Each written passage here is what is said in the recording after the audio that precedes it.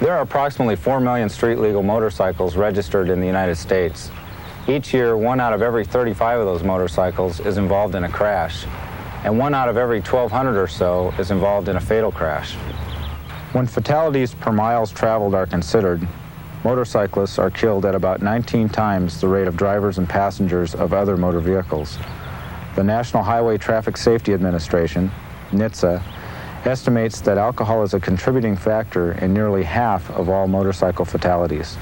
Clearly, enforcement of DWI laws is a key to reducing the number of alcohol-related motorcyclist fatalities. But what are the cues that we should use to detect impaired motorcyclists? NHTSA selected Anacapa Sciences to conduct the research necessary to develop a set of behavioral cues. Cues that can be used by law enforcement personnel to accurately detect motorcyclists who are operating their vehicles while intoxicated. They began by interviewing expert patrol officers from across the country to determine what behavioral cues have been used to detect impaired motorcyclists. Most officers recalled at least a few cues that they used to discriminate between DWI and normal riding. A few, primarily motorcycle officers, suggested cues that reflect considerable understanding of the mental and physical requirements of riding a motorcycle.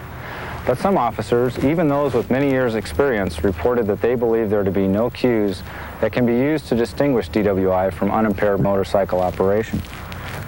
In addition to interviewing law enforcement personnel, the research team developed a database of 1,000 motorcycle DWI arrest reports. They focused on the officers' narratives and the behaviors that motivated the stops, and correlated those behaviors with blood alcohol concentrations, or BACs. Analysis of the interviews and arrest report data resulted in an inventory of about 100 cues that have been observed by officers in association with impaired motorcycle operation. The researchers, working closely with law enforcement personnel, conducted 2 major field studies involving more than 50 sites throughout the United States. Officers recorded information about every enforcement stop they made of a motorcyclist. Those studies permitted the researchers to identify the most effective cues and to calculate the probabilities that those cues are predictive of DWI. And this is what we found.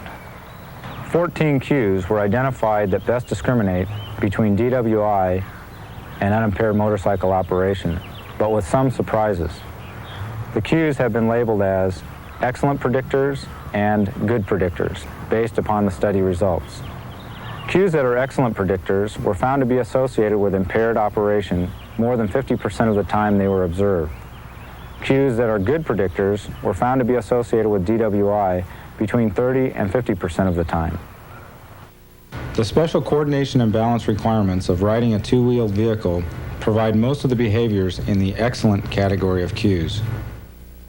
For example, earlier studies have established that the most common cause of single-vehicle fatal motorcycle crashes is for the road to curve and the motorcycle and rider to continue in a straight line until they strike a stationary object.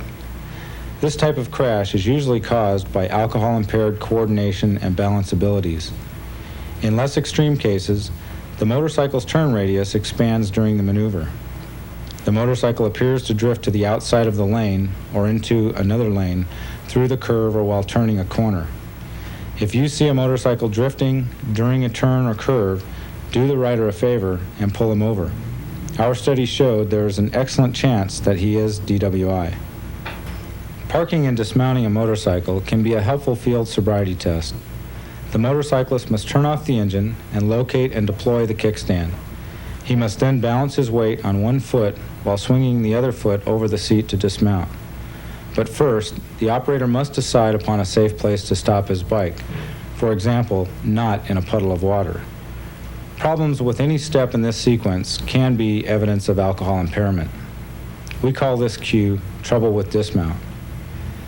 Now, not every motorcyclist you see having some form of trouble with a dismount is under the influence, but our study indicated more than 50% of them are. The typical practice at a stop is for the motorcyclist to place one foot on the ground to keep the bike upright, while leaving the other foot on the peg nearest the gear shift lever. Some riders favor placing both feet on the ground for stability.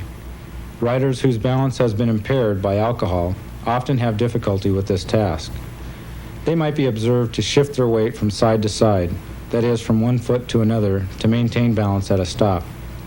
From a block away, an officer might notice a single taillight moving from side to side in a gentle rocking motion. If you observe a motorcyclist to be having trouble with balance at a stop, our study showed there is an excellent chance that he or she is DWI. The research identified 4 turning problems that are indicative of rider impairment. The gyroscopic effects of a motorcycle's wheels tend to keep a motorcycle on track as long as speed is maintained. As a motorcycle's speed decreases, the demands placed on the operator's balance capabilities increase. As a result, an officer might observe a motorcycle's front wheels or handlebars to wobble as an impaired operator attempts to maintain balance at slow speeds or during a turn. The next turning problem is late braking during a turn or on a curve. A motorcyclist normally brakes prior to entering a turn or curve so the motorcycle can accelerate through the maneuver for maximum control. An impaired motorcyclist might misjudge his speed or distance to the corner or curve, requiring him to apply the brakes during the maneuver. Third, a motorcyclist normally negotiates a turn or curve by leaning into the turn. However, when balance or speed judgment are impaired, the operator frequently attempts to sit upright through the maneuver. An improper lean angle can be detected by the trained observer. The fourth turning problem is erratic movements.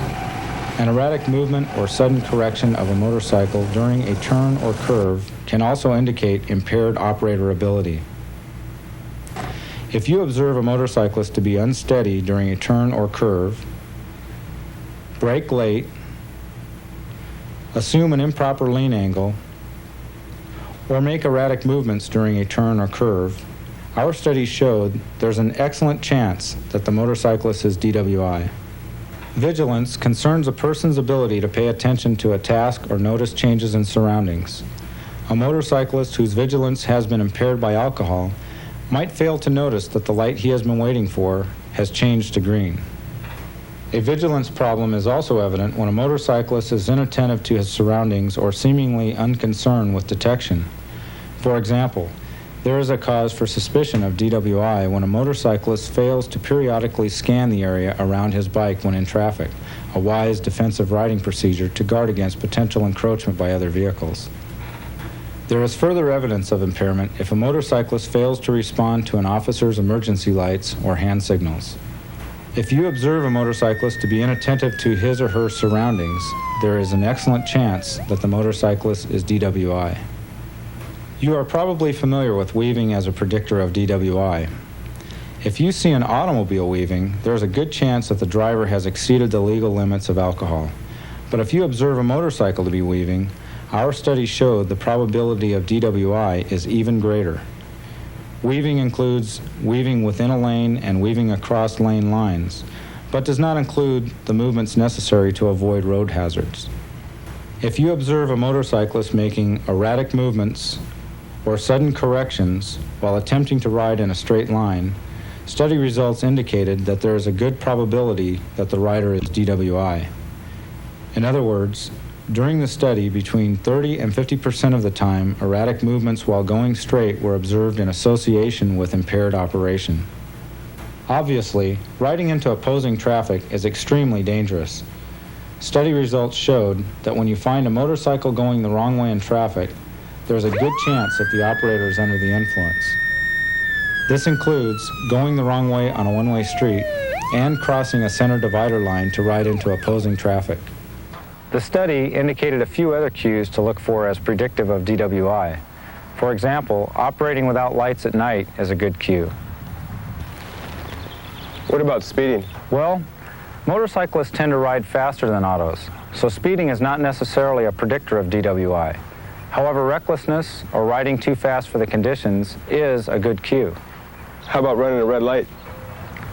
Failure to stop at a red light or stop sign was a good predictor of DWI, and so was following too closely. Also, if a motorcyclist attempts to evade an officer's enforcement stop, our study showed there's a good chance that he's DWI. Anything else? Sure. There is a category of cues that we call inappropriate or unusual behavior.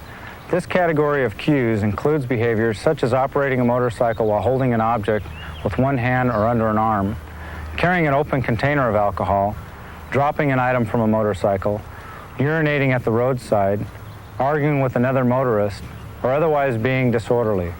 Study results indicate that if you observe inappropriate or unusual behavior by a motorcyclist, there is an excellent chance that the motorcyclist is DWI.